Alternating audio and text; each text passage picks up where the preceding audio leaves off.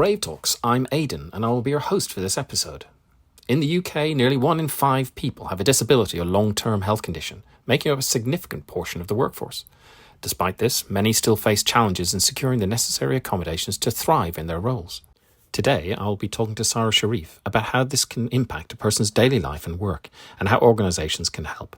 So, grab a cup of tea or your favourite beverage. This is Brave Talks. Let's dive in.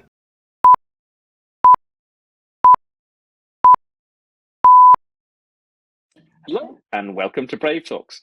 Today I am joined by Sarah, and it's really exciting to have another kind of WebEx call, because that means we've got a bit of a chance to allow people to dial in from lots of different locations. So I'm really excited about that. And we're going to kick off with my favorite question of the day, is who is Sarah? Thank you, Aidan. Sarah is a crazy woman. No, I'm Sarah Sharif. I work in the IBM Salesforce practice for UK and Ireland, and I've been an IBMer for 25 years this year. So I, celebrate the fact that I've been around this long. So I've been in the Salesforce practice for 5 years. So there's another milestone celebration. But personally, I am mum to Oliver. He's 11 years old, going on 16, and he's just my world. So that's me in a nutshell. That's amazing. Thank you very much. Gosh, big celebration and the number of years. Oh, this year in particular, 2024, has got many milestone celebrations, both personally and professionally. So I've never we're in August today, and I've just I guess as I'm talking to you, acknowledge the fact that I have all these milestones this year, and I haven't really thought about ways of celebrating them, but August, 8 months in. Just get ready for Christmas now. I think that's what we need to do. Yeah, I need to take the next few months off, don't I? And just work on, celebrating life and work. But yeah. So in addition to working with the Salesforce team, you are part of the People with Diverse Abilities, BRG. So what made you join that? What kind of brought you to that place? And what's the benefits of being a member of that group?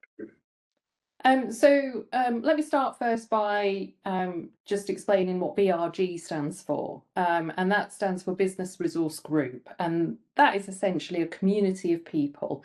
And for the people with diverse abilities, it's for people who have hidden disabilities, have physical disabilities, have short-term health conditions to long-term health conditions. So it serves a community of people throughout IBM. I joined People with Diverse Abilities probably around about 4 years ago, when I got diagnosed with a health condition, and I was diagnosed with fibromyalgia. That is basically something where I suffer with chronic fatigue and chronic pain, and the two combined kind of can be very debilitating. So when I was diagnosed, I was thinking, wow, okay. I didn't really know what it meant, and I didn't really know how that would impact me in work, and whether there was going to be an issue with work. And all of these questions, you get a new diagnosis of something, you have so many different questions. And whilst I was doing some research on, IBM websites about sort of health conditions and disabilities and things like that, I came across the PWDA Business Resource Group. I admit it was all for selfish reasons, and my colleagues in the community all know this story because, I did know that we had People with Diverse Abilities as a BRG for, several years before I actually got involved with them, and I got involved with them because I got diagnosed. So I was being very selfish um, with my involvement with the community. And I do feel quite embarrassed about that. But I love the fact that there is such a community in our organisation um, that is there to support people and there to help people be able to support other people. And so that's really sort of where it all began for me with people with diverse abilities. That's fantastic. And I completely agree. Having that resource available to you and to know that the organization has communities like that is hugely important. So when did you feel it was right to share your diagnosis with your manager? So this is obviously one of the things that plays on your mind, as you said, the impact to your job. I mean, is this going to affect me? Is it going to affect the quality of what I do, my ability to do my day-to-day job? And it can be a bit fearful. So when did you kind of realize that? When did you think, okay, it's time to have that conversation? And how did it go? Yeah, good questions. So I had as I said, lots of questions in my mind, and I asked for the support from the BRG community in terms of, what do people do in these sorts of circumstances with a new diagnosis? And they kind of signposted me to certain people, certain websites, and said, any further help you can, come to us. And I found that things like brain fog, which was quite a big thing for me, was worrying me because I work in sales. How am I going to come across to people, clients? And it really started to worry what was going to happen. I was doing a sales job. I would have to sit and do bids and pitches and things like that to clients. And what if I have that moment? Is this the right job for me now? So when did I feel it was the right time? It took, I would say, several weeks before I felt I need to tell someone. And I thought all the things that I think many people go through when they're trying to process this new information, this new diagnosis, is what if people start to judge me? What if people start to think I'm too weak? And what if people start to think that I can't do the job that, I love to do? And my only, I think, big thing was if I don't tell anybody, they don't know what they don't know. They can't do anything about it, and I can't do anything about it, and I can carry on pretending that everything's okay. So I arranged some time with my manager, and I booked that call in. It was during the pandemic, it just kicked off at that point. I booked the time, and I, was very open about the diagnosis. And at that point, I really didn't know what I needed. I didn't know what help I needed. I didn't know what it meant to me. I was still processing it all. But by telling my manager, who thanked me and told me it was a very courageous thing to do, and never saw it like that, but told me it was courageous, and anything that I needed, just to let him know. And I walked away from that call, and I cannot tell you the sense of relief that I had. The stress that I had on my shoulders just started to disappear automatically. And I hadn't realised I'd carried that stress on my shoulders.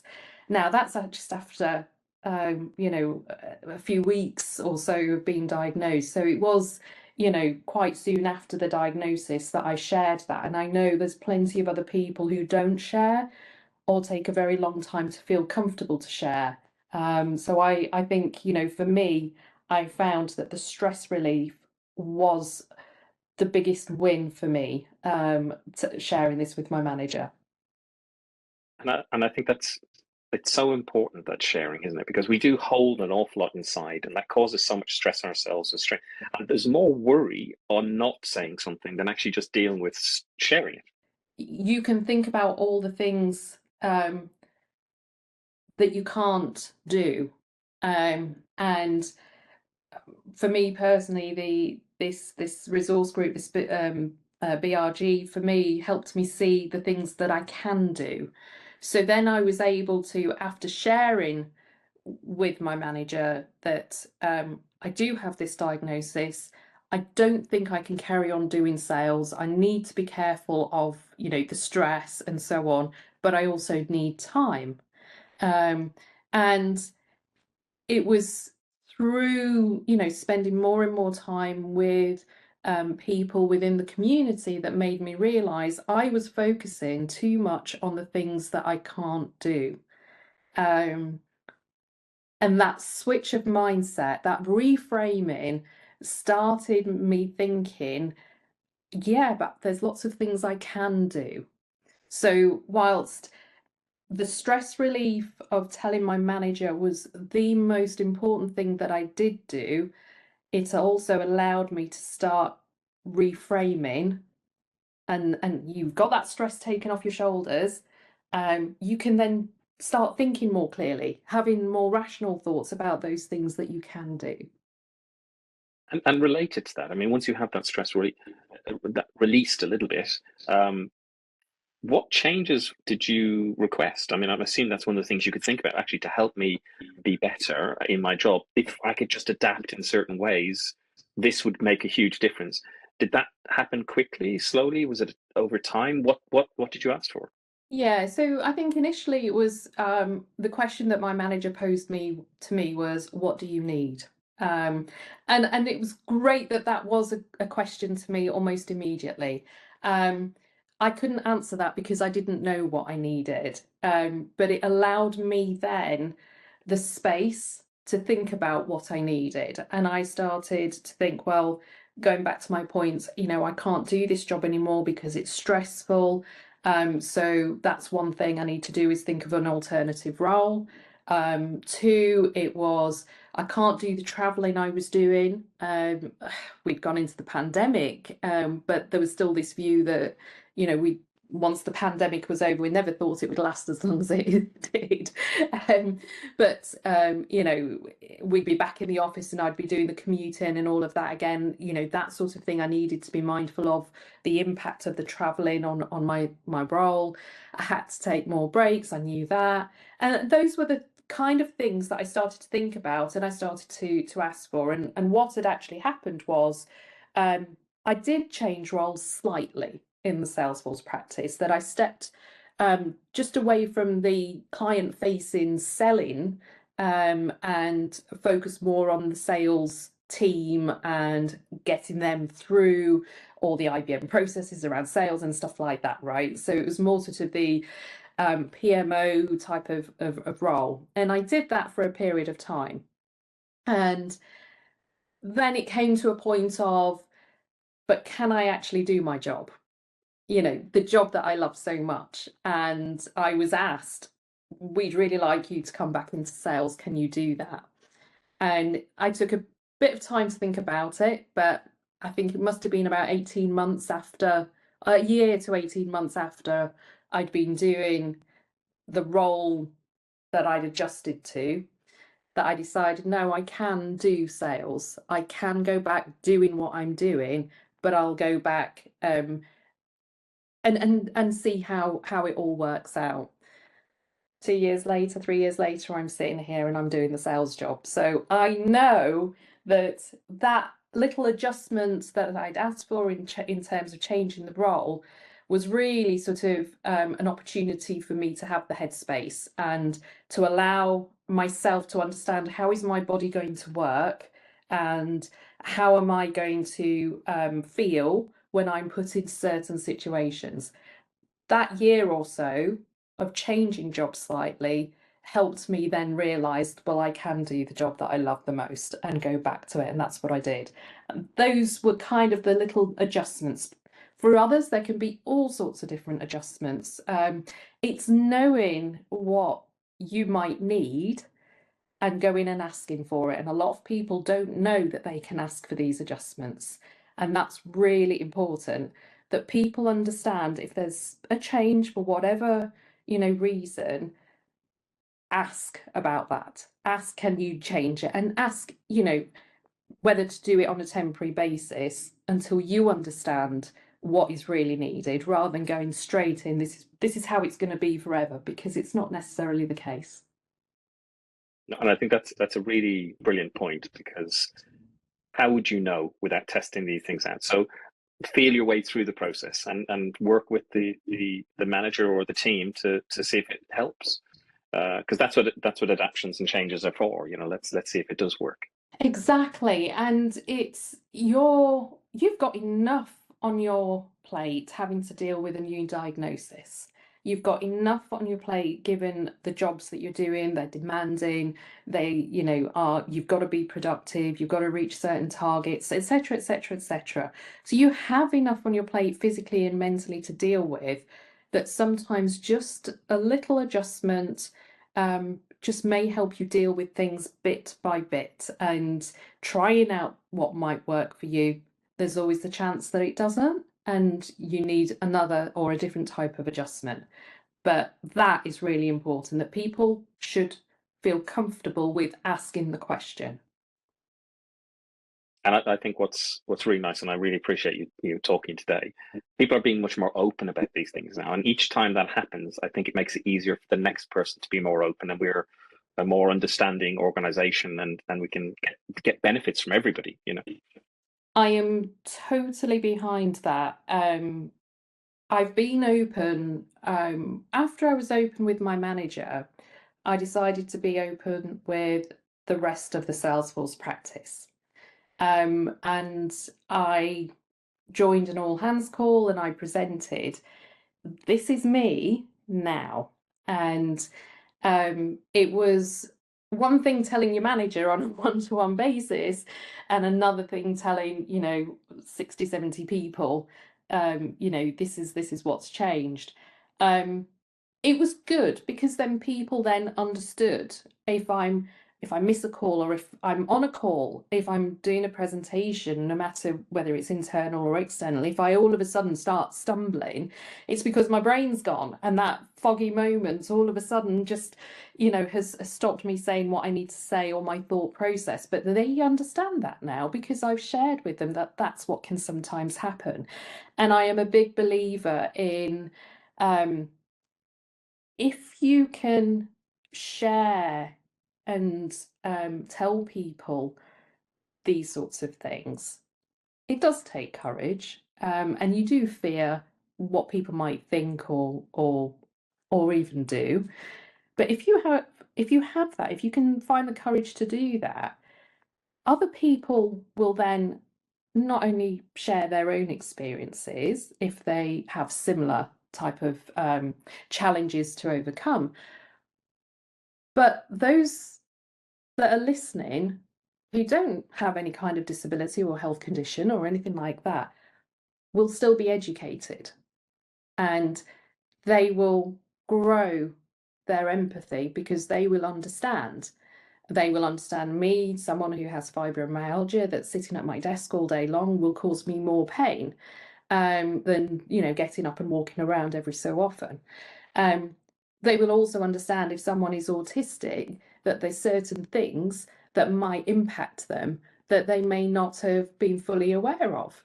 If you're sitting in an office and someone's wearing headphones, it might not be because they're listening to music, but it might be because they're cancelling the noise out, because that's what they need for their autism.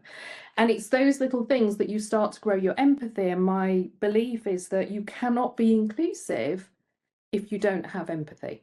And for me, that's a really important message about understanding what others might be going through. And the only way you can understand that is by listening and sharing, so other people can listen. And that's one of the things that I found hugely valuable about the People with Diverse Abilities group, is because I have met so many people in this community who have educated me. And whilst I am, sharing my story, and hopefully others will learn about my condition and some of the things that I'm saying here, there's a world out there of people who've got other challenges and different challenges.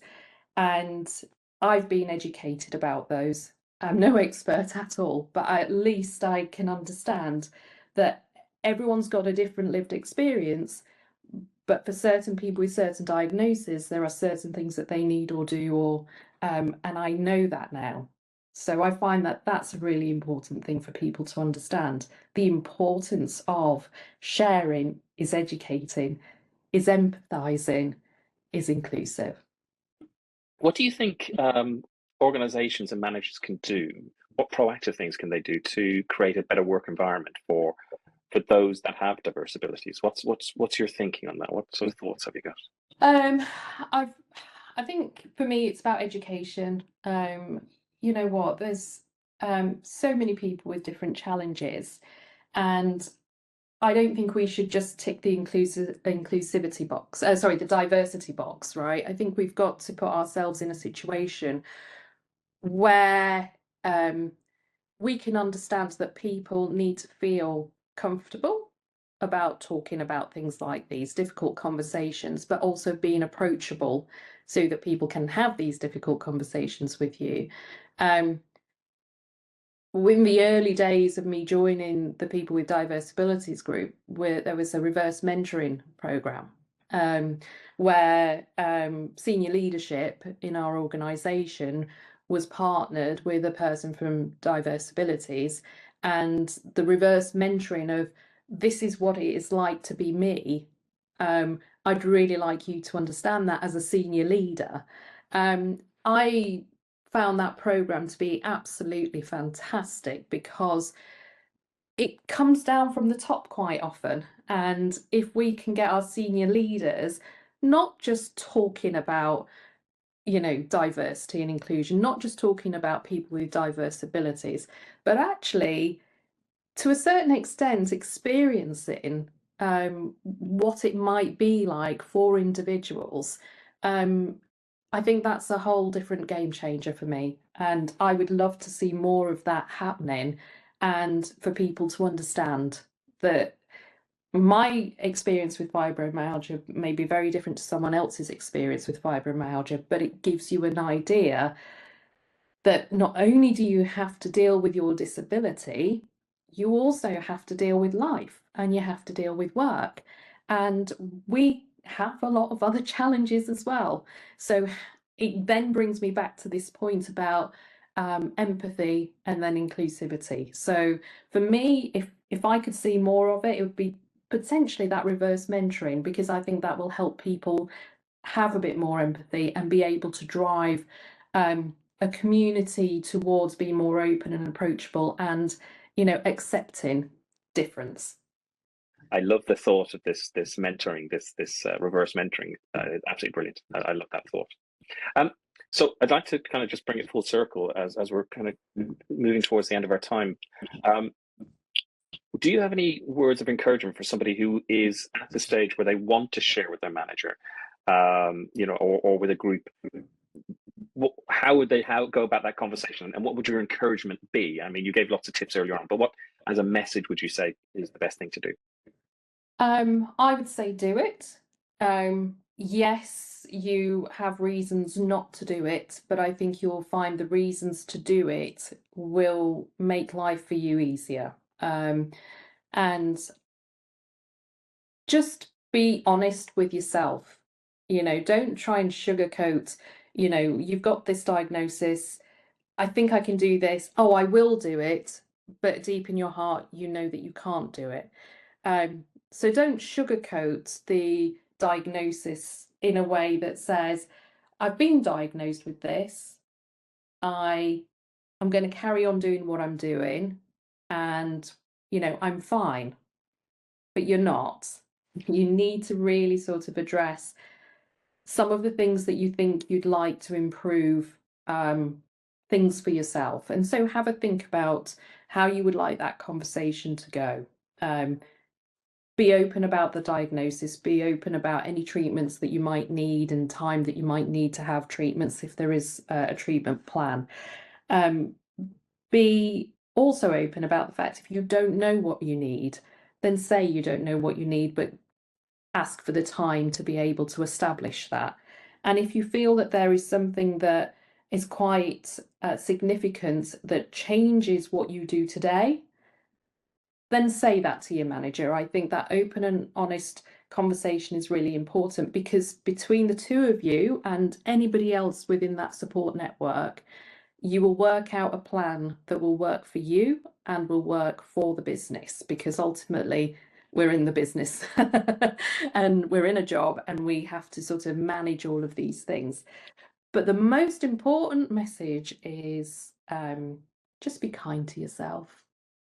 We're so hard on ourselves. I think that we need to be kind to ourselves a lot more. We need to be able to have these conversations, and we need to be able to ask for the help that we need. And just simply allow yourself to process. If it's a new diagnosis, just allow the time to process what this might mean to you and your family, because the work aspect will come afterwards. And I think that's a wonderful way to end this conversation. It's such a positive message. Thank you so much, Sarah. I really appreciate you being so open and honest with all of these things. And I think it's really helpful. Thank you very much. Thank you. And thank you for joining us on Brave Talks. And I hope to see you in future episodes.